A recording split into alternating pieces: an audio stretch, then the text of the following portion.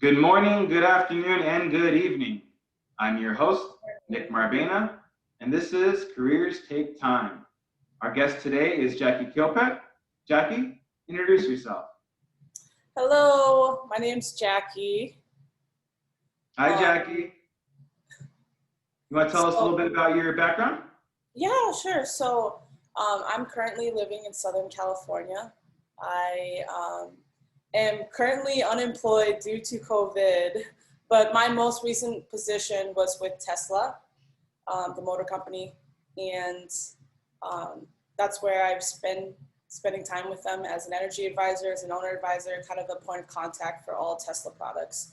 So it's a little bit about me. I have an IT background in sales and business development, and I'm looking to continue down that road and still work in an IT related role.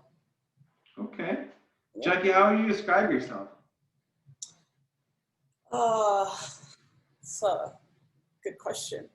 So in a few different words, I would say that I'm super optimistic, generally almost in any situation, good or bad. I've always found a way to be able to stay positive and find something to smile about in any situation. I am driven. I get really excited about a lot of different things. And yeah, I'm pretty laid back. Otherwise, pretty easygoing person, I think. some might say not, but yeah, for the most part. Okay. Jackie, have you always wanted to be in sales? No, I have not always wanted to be in sales. I actually didn't think I ever wanted to be in sales, but I kind of just found myself in a sales role. I do like to talk to people and have always felt that was one of my strongest personality traits is being able to connect with people and have conversations and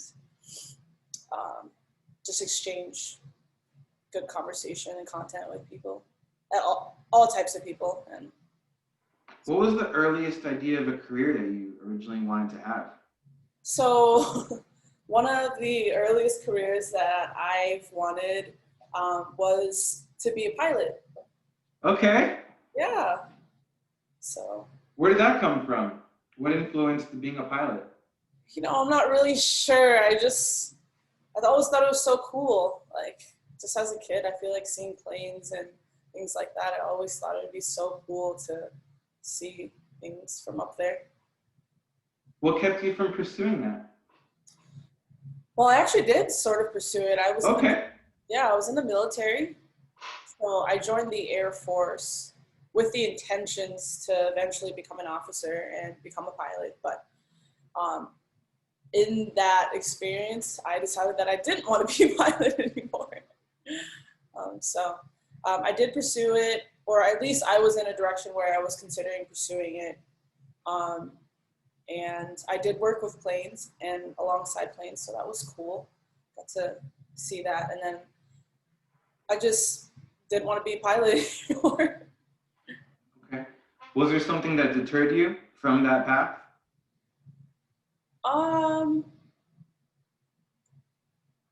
No, not necessarily.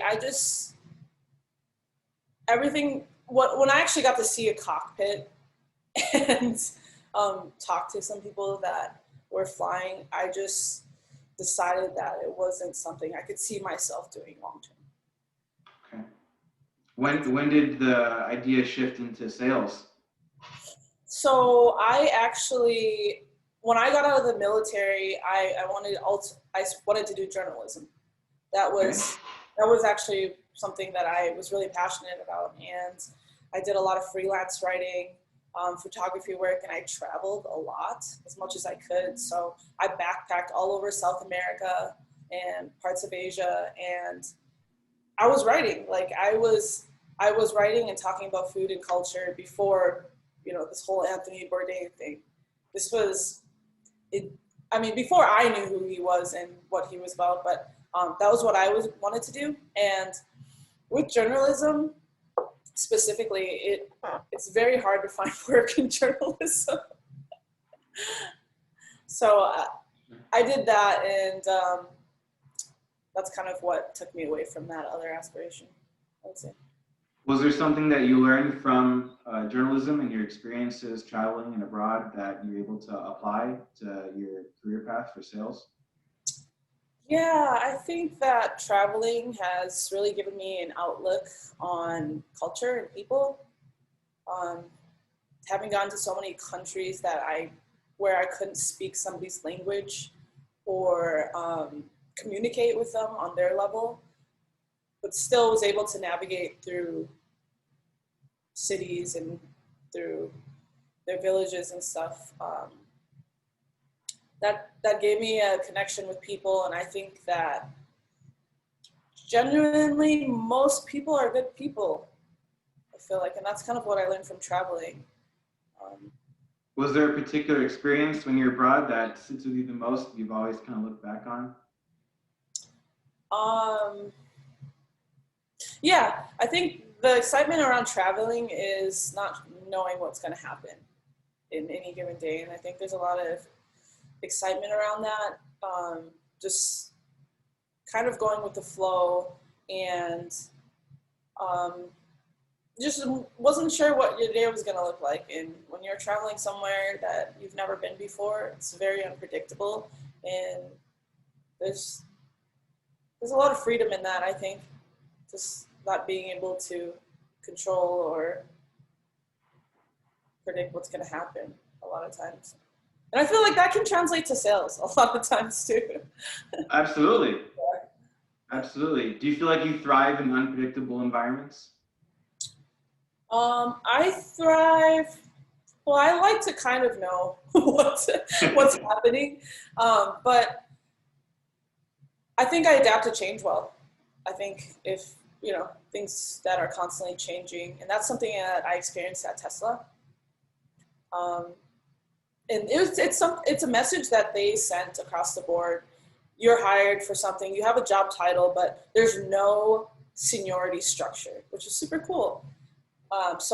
For example, if I had an idea in my day-to-day business that was working for me, or I took the initiative to do on my own, I wouldn't need approval for that from anybody if it was doing good for the business. And I think that I think that's a cool thing, to be able to have that freedom to think independently and apply stuff to your business without having to check with someone else sometimes, or not necessarily check, but get it approved when, Mm-hmm. you're managing your own business and what happens day to day. Is that an experience or management style that was unique to your group, or something that was practiced across the board? Across the board. Okay. Yeah. Is that now the expectation for you to see that kind of experience going forward? Well, I've always been really outspoken in a workplace, I think.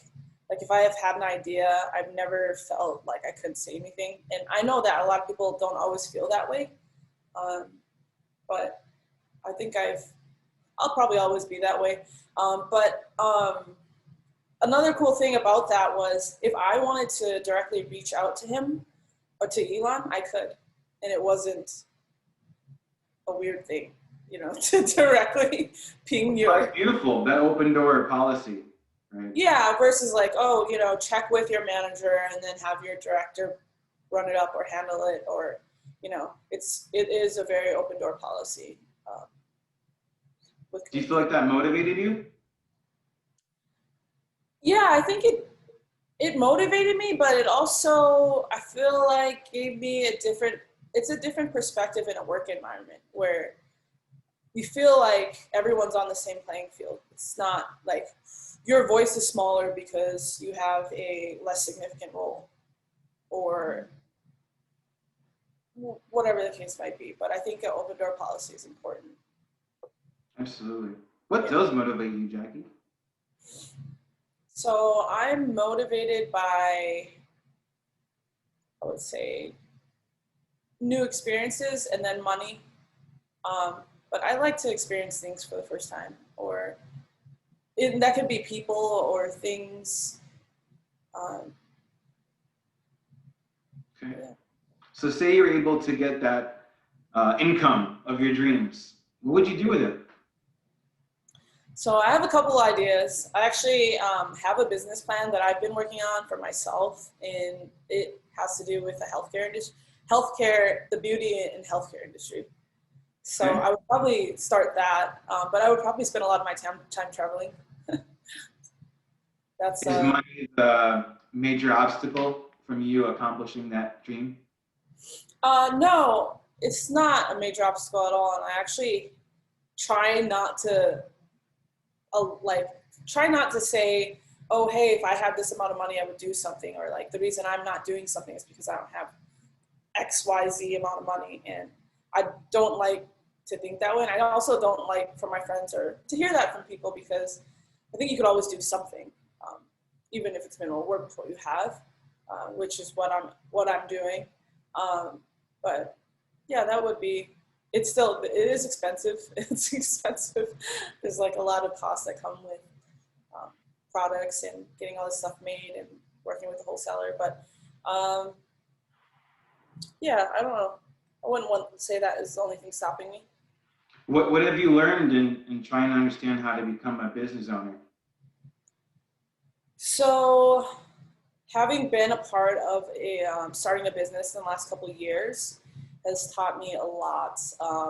Just being self-motivated, working with other people. So we've hired people temporarily, working with all different types of people um, in hospitality and different departments, publications, is that communication is so important. Yeah, communication is really important. I think empathy is really important too. Have your friends or family influenced you in your goals? Oh yeah, so I'm super lucky. I have some of the most successful friends ever, and I don't know how I've been able to keep these people around, but all my friends are extremely successful. So I'm really hopeful that my time is coming. Yeah, have some of that success rub off on us, right? Yeah. But no, I have great friends, and I'm around a lot of good people that have a lot of great insight. And actually, living in Palm Springs, I'm in a retirement community, so the average age here is about 53 or 55.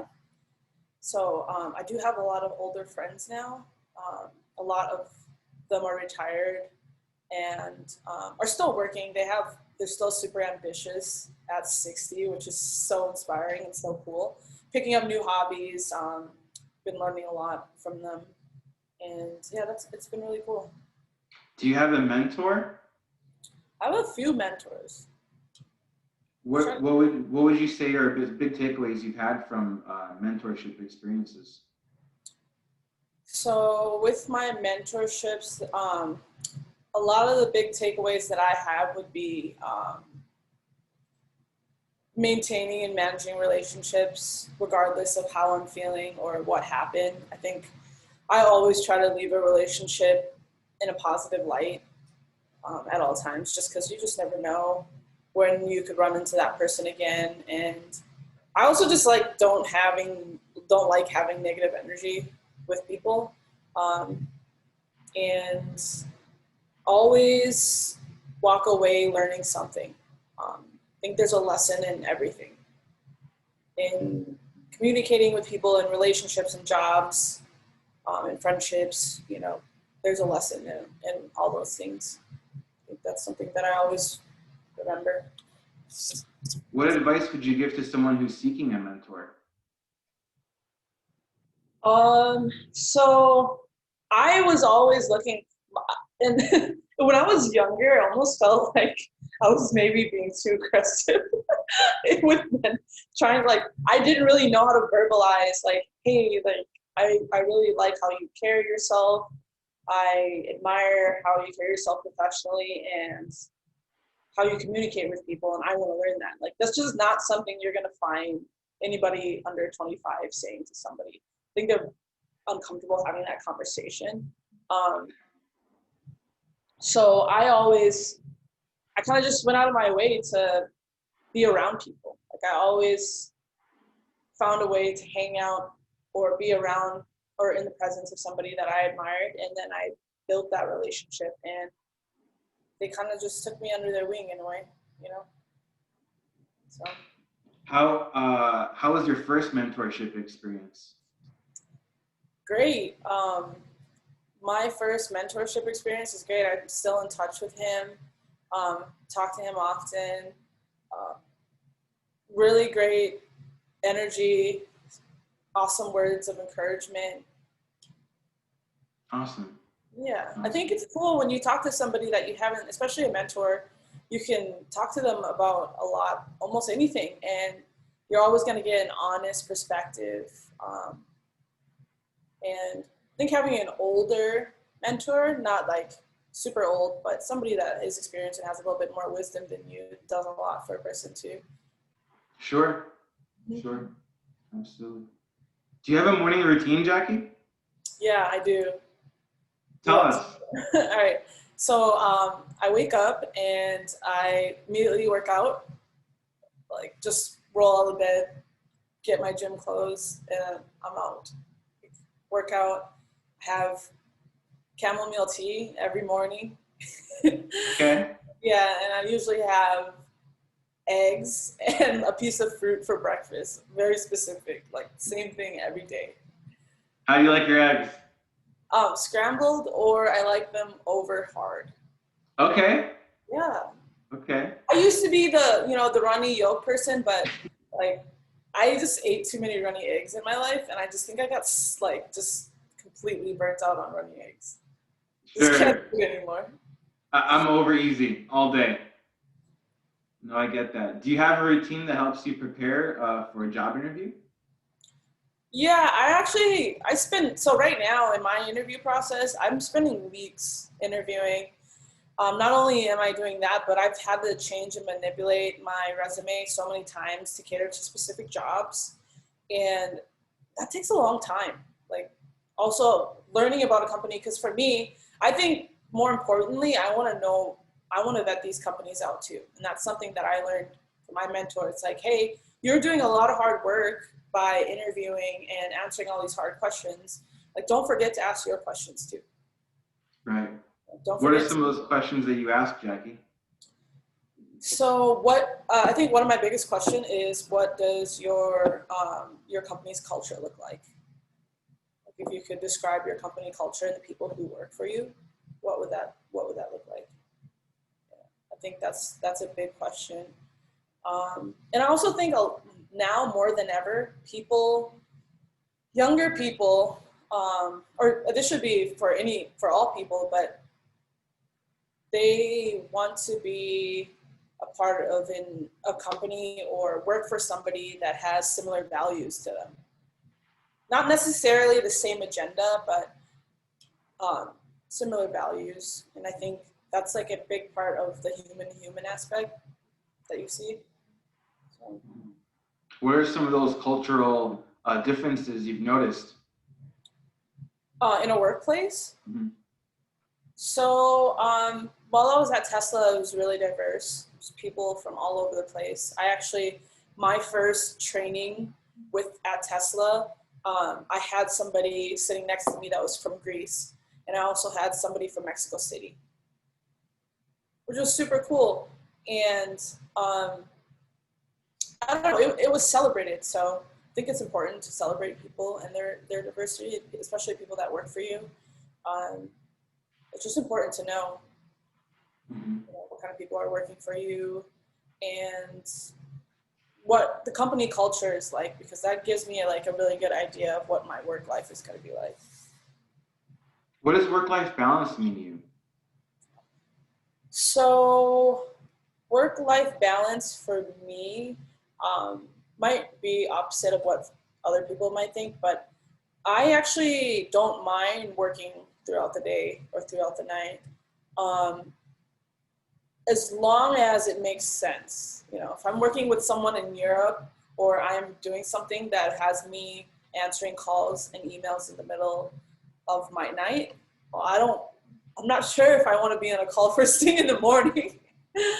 um, but I think work-life balance is being able to, work, but also have that space to slow down. But for self-care, I guess that's for me the most important thing. If I have time to work out and I have time to meditate or to think creatively about things, that's all I need. I don't need, so much free time or anything like that. And I'm hoping that I would be doing something that I enjoy doing in the first place. So I feel like if you are happy with where you're working, you're not really overextending. Is there a particular position that you wanted to apply for, or a company you wanted to work for that you haven't actually applied for? Well, not that I haven't applied for it because I've applied for them. But I really want to get into the private flying industry. Feel like I would do really good there, and I just really like that industry. Again, here I come, going back to the planes. I've been trying to get into that now for quite some time, and I've made some traction, but just not there yet. Another industry that I want to get into is investment company firm, where they invest in startups and really cool consumer products that haven't really taken on the market. I just love everything about that. It's like kind of my thing. Yeah, you mentioned you love coming up with ideas. Is there an idea that you created for a company that you were really excited about? That I've created for a company. Mm-hmm. Or in your roles, any idea that you've kind of presented that you were really passionate about and was really rewarding? Well, in any work environment, I'm like the culture curator. I love like bringing fun stuff into an environment. Ideally, I wish I could get that job. Like to be a culture curator for some company would be like the ultimate thing for me because I just love doing that. I love introducing people who haven't experienced someone else's culture and like kind of showing them different aspects of fun. But I've always been that person in an office. Like I'm always starting group sports. That's like my first go-to thing. And not because a lot of people are athletic, I just think it's funny. Like when you bring people together that, especially people who don't even, or haven't picked up a basketball or played sports in a work environment, they makes it less serious. And it's kind of fun, people Absolutely. Get to make fun of themselves a little bit and just loosen up. Awesome. You also get to know the people you work with. And I think that's really important because you could literally work with someone for 4 years and have no idea who they are. It's true. Yeah. What have you done to connect with your community or friends and family in times like these when it's hard and we're so isolated? Yeah, so my family actually lives in Minnesota, so I'm super far from them. I've been taking flights still, but COVID hasn't really slowed me down too much. I've gone to Mexico probably 7 or 8 times this year. Okay. But hey, I'm wearing a mask, bringing hand sanitizer, and I'm never sick. So I feel like I'm doing everything I'm supposed to be doing, but I'm also not just gonna sit at home and be like confined to these walls. Especially if we're not sure what the future looks like. I would hate to spend like the last 6 months. And just I know some people who haven't done anything at all since March. So I mean, kudos to them, but I don't know how they did that. I couldn't. How do you see the future for yourself 10 years from now? How do I see the future for what? For yourself 10 years from now. So 10 years from now, I hoped that if I'm not working for myself, I'm working for a really great company that I have grown with and have contributed a ton of great ideas to and been a part of that growth. And I hope I can be mentoring somebody that, is like me or trying to navigate through the professional world as a young adult. Awesome, Jackie. And if you could give yourself advice 10 years ago, what advice would you give yourself? The advice that I would give myself is not to get too attached to a job or a place or a thing. I think that's important because inevitably everything's going to change, and you really have to get used to change. That's important. I think it's always scary, especially if you spend time, a good amount of time somewhere. It's really hard for people to embrace change, or where, like, just to give you an example, where if I worked at a company for 4 years and I was just like, oh my gosh, I can't believe I'm leaving, and then you're constantly focused on those 4 years when you have like the next 40 years where you could work at like 6 different companies for 4 more years, like just so many different things, just not to get too caught up with that. And then also making a decision and sticking to it, I think is super important. That's great advice. No, thank you, Jackie. And we're here to support you, paying close attention to your future, and of course, wish you the best. Jackie, thank you so much for joining us. And everyone, remember, careers take time. So be patient. Thanks for having me. Thank you, Jackie.